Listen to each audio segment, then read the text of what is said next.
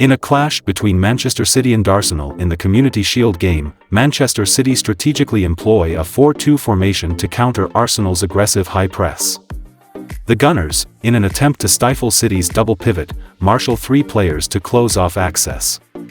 Notably, Ortega frequently lends his support during the build-up, tilting the numerical balance in City's favor in a 7v5.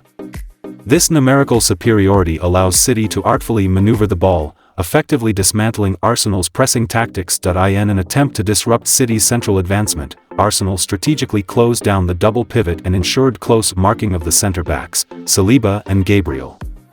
Their focus was on containing Haaland and Alvarez, who frequently dropped between the lines. Both Saliba and Gabriel adeptly adapted to the dynamic movements of Alvarez and Haaland.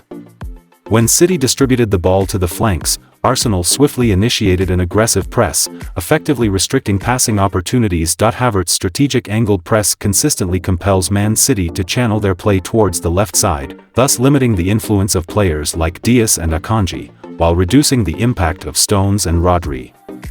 The coordinated movements of Havertz, Odegaard, and Rice in central regions, complemented by Saka and Martinelli's positioning in the wider areas, stand as pivotal elements of Arsenal's tactical setup. In instances where City manages to bypass Arsenal's forward quintet, Partey will step in to provide cover and maintain defensive cohesion. Should Partey's covering efforts falter, City can effectively progress the ball towards options like Alvarez or Haaland. Man City's fluid formation, initially set as 4-2-2-2 or 4-2-4, seamlessly shifts to a dynamic 3-2-5 formation when either Walker or Akanji ventures forward. On the other side, Arsenal adapts to a 4-4-2 setup with Rice and Partey forming a robust double pivot.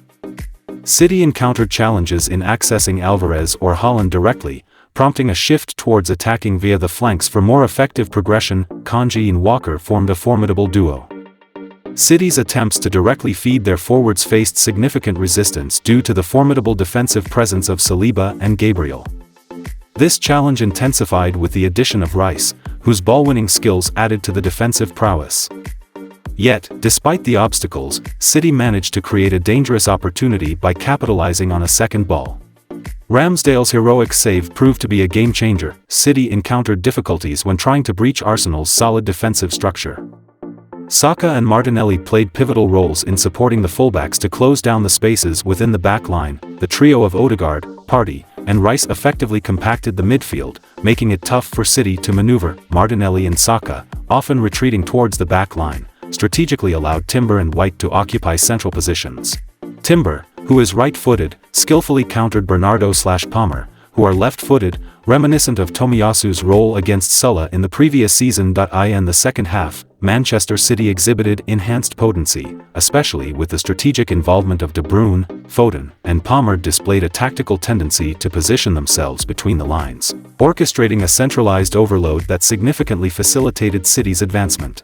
Conversely, in previous instances, Haaland and Alvarez often found themselves in isolated positions. Palmer's goal initiation stemmed from Foden's adeptness at positioning within the intermediary lines.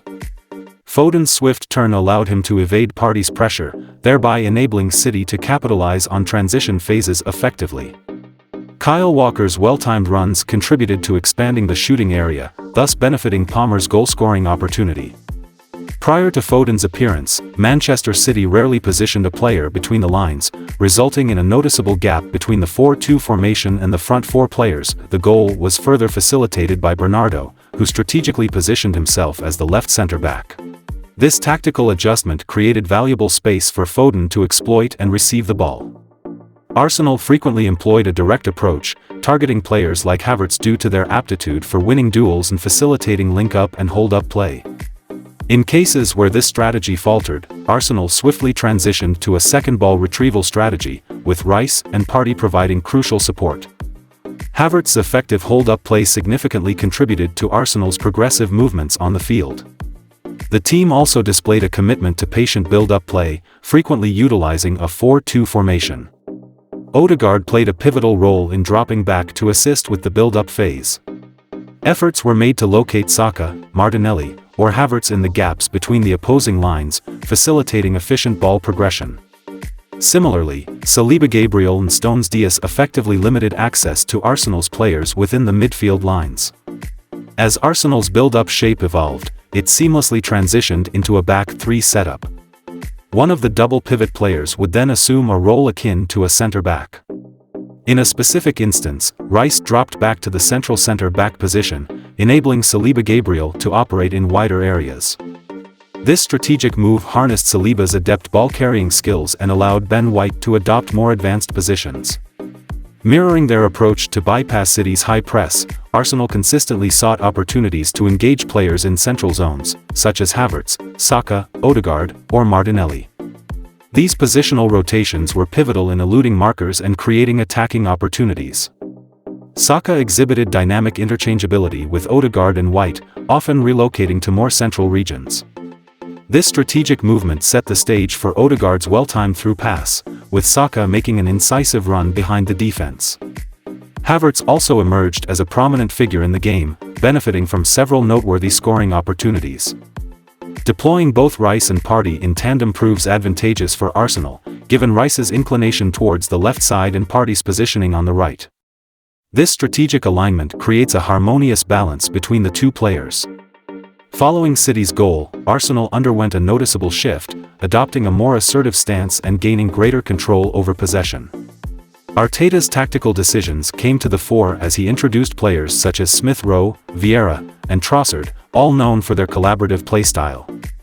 In a promising turn of events, Arsenal earned a corner kick, with the potential for Trossard to capitalize and convert it into a valuable goal-scoring opportunity.